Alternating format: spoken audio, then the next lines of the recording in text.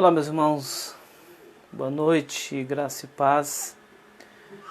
Nesta quinta-feira nós louvamos a Deus pela oportunidade que Ele nos dá mais uma vez de podermos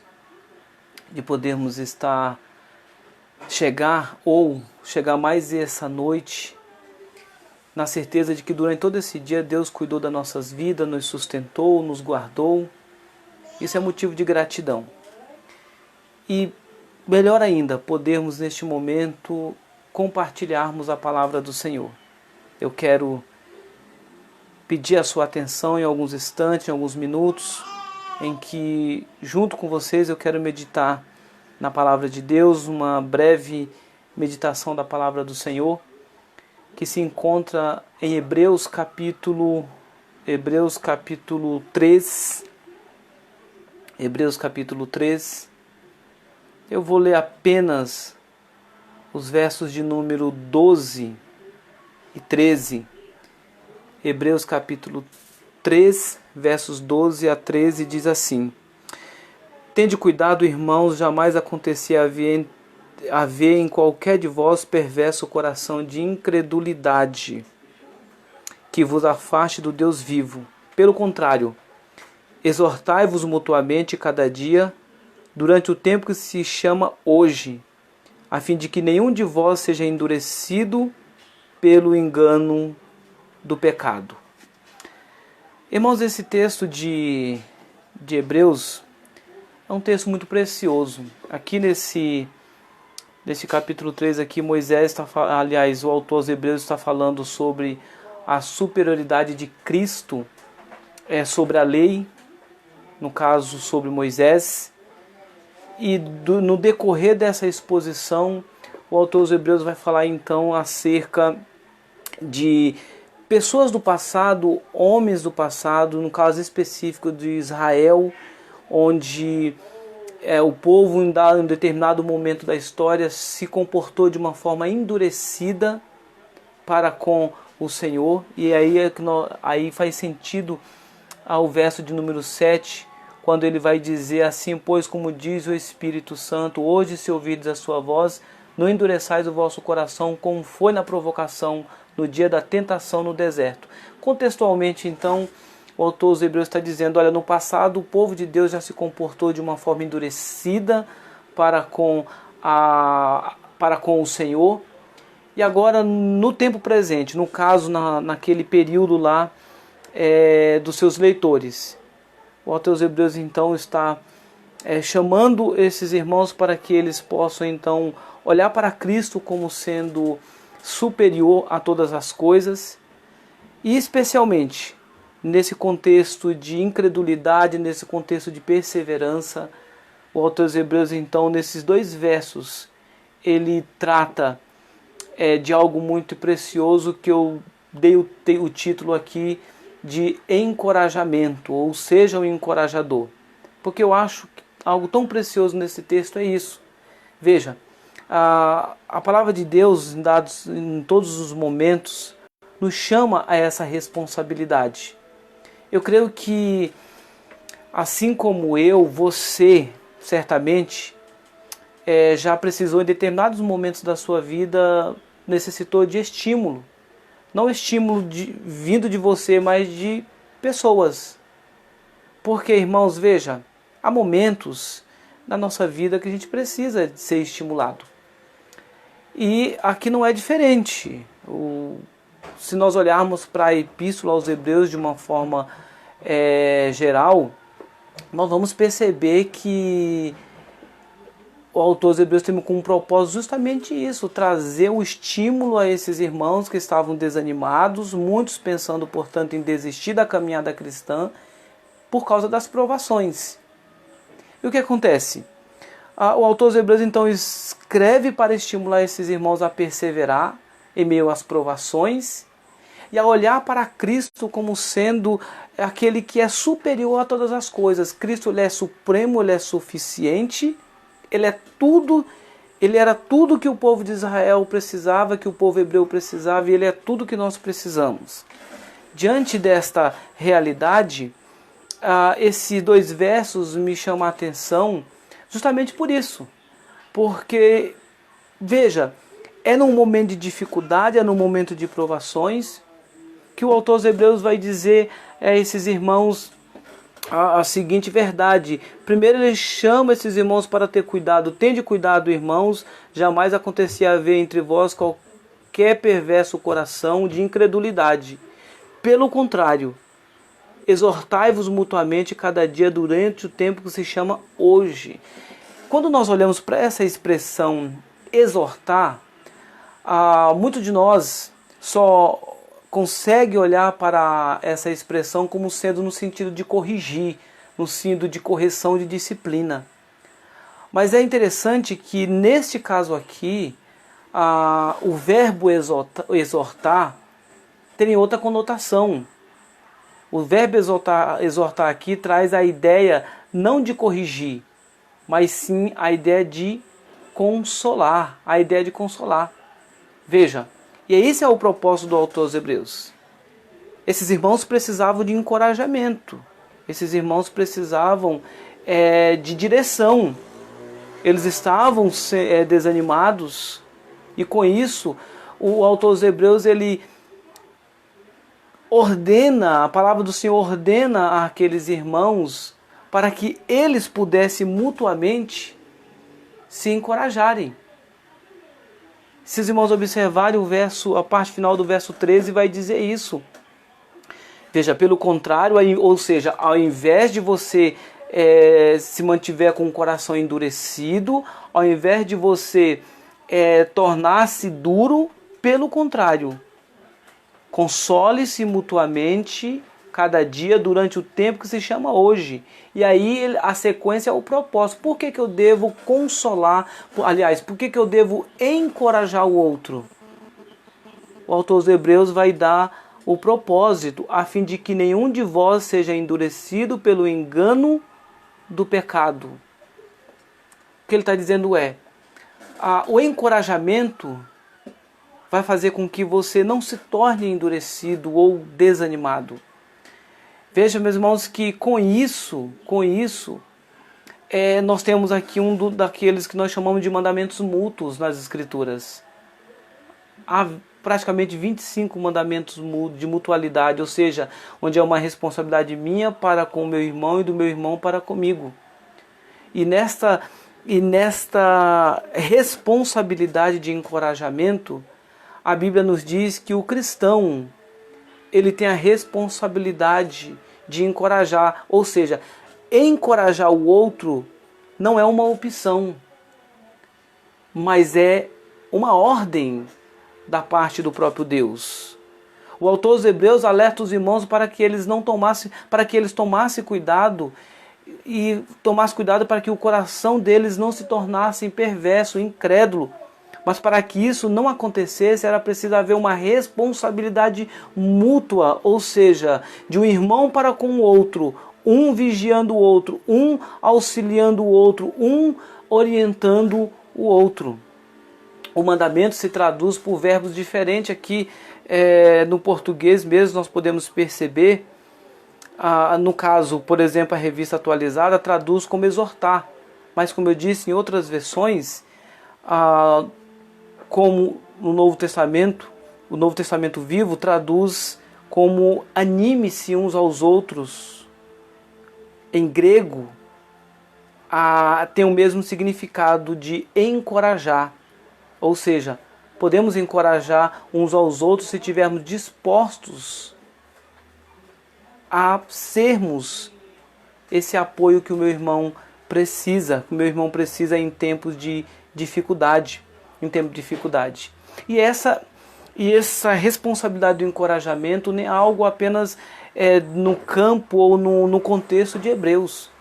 Paulo também tinha essa mesma consciência e exortava os seus leitores também a ter a mesma atitude de encorajamento mútuo.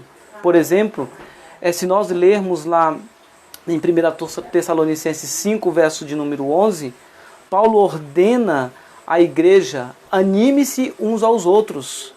E lá o verbo animar é a mesma coisa que encorajar, ou seja, encoraje uns aos outros, anime-se, estimule dê apoio àquele que está desanimado, àquele que está precisando de encorajamento.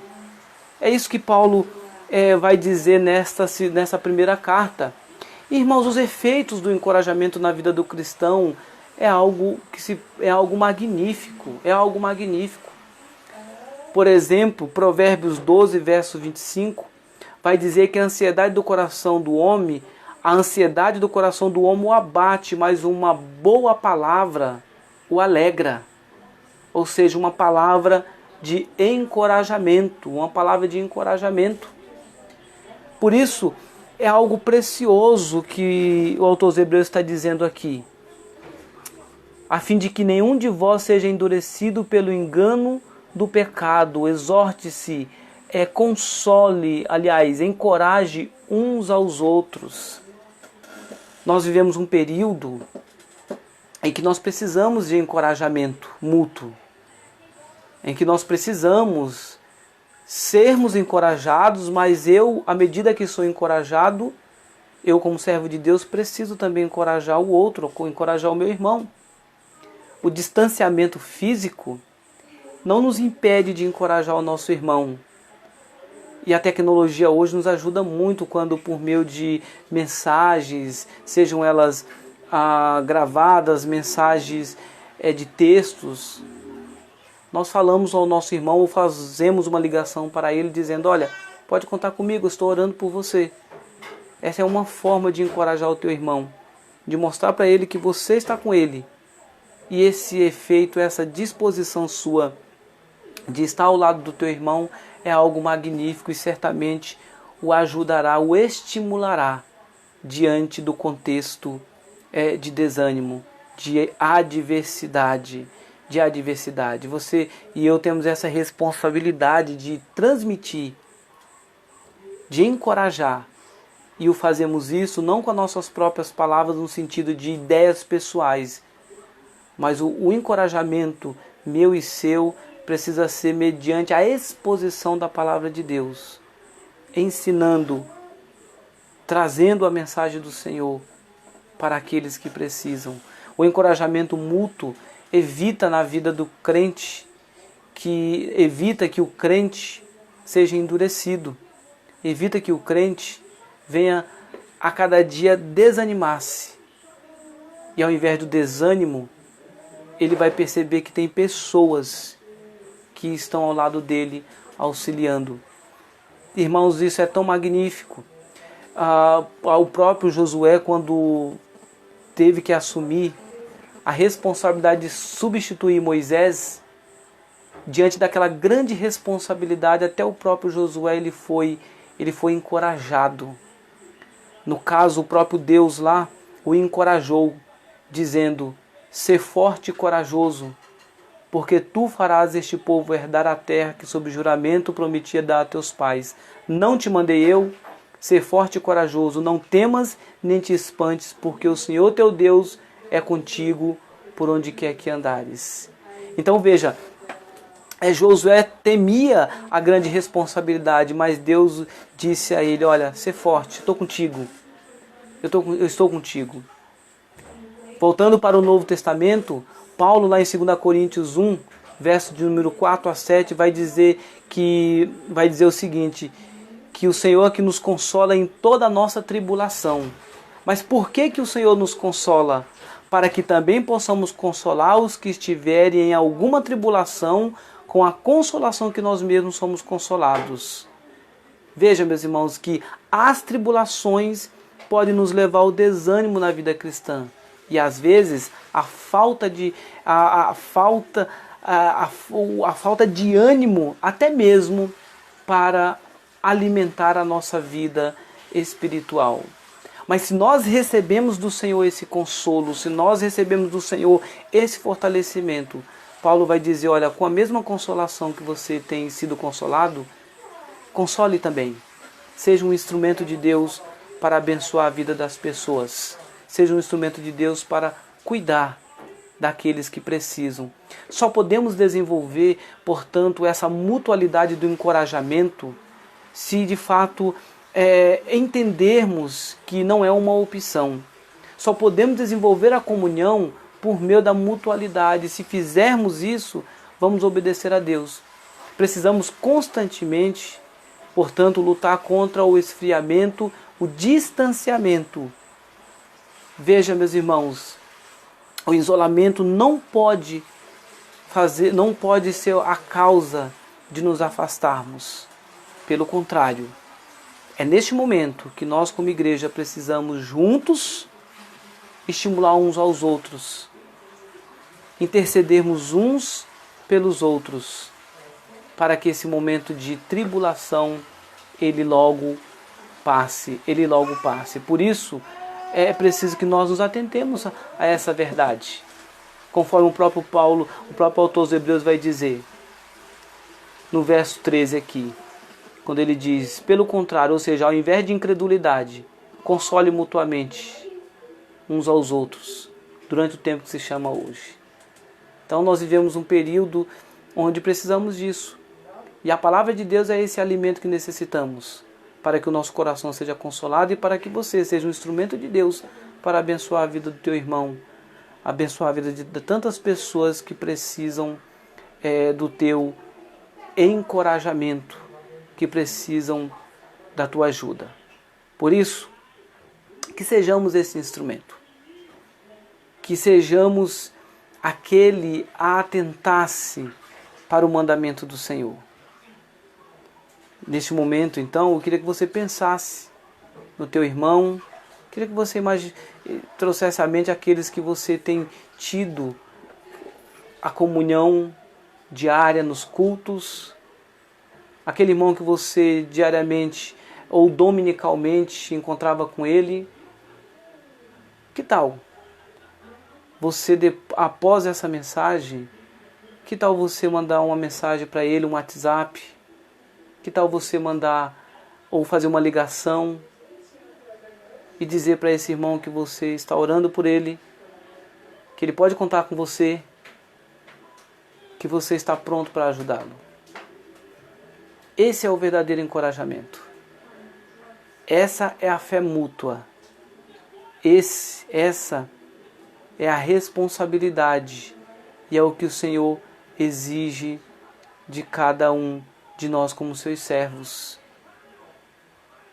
Consolemos uns aos outros. Encorajemos uns aos outros. E assim certamente faremos a vontade de Deus. Tende cuidado, irmão, jamais havia em qualquer de vós perverso coração de incredulidade que vos afaste do Deus vivo. Pelo contrário, exortai-vos mutuamente cada dia durante o tempo que se chama hoje, a fim de que nenhum de vós seja endurecido pelo engano do pecado. Meu desejo e minha oração é que sejamos encorajadores. Seja um encorajador. Seja aquele a, de fato, na prática, viver o que de fato significa ser igreja de Cristo. A igreja não está fechada. O templo sim, mas a igreja não está fechada. Nós somos a igreja. E como igreja de Cristo, podemos abençoar a vida do outro. E agora, mais do que nunca, nós precisamos demonstrar o que é ser igreja. Demonstrar que vida cristã não é só ajuntamento dominical. Vida cristã é o colocar em prática verdades aprendidas da palavra de Deus. Que Deus abençoe a sua vida, que você seja fortalecido pelo Senhor e que você seja instrumento de Deus para fortalecer também outras pessoas. Faça isso. Seja um encorajador. Atente-se para o mandamento da mutualidade. Anime seu irmão. O ajude a perseverar. à medida que você é auxiliado por outros e fortalecido pelo próprio Deus.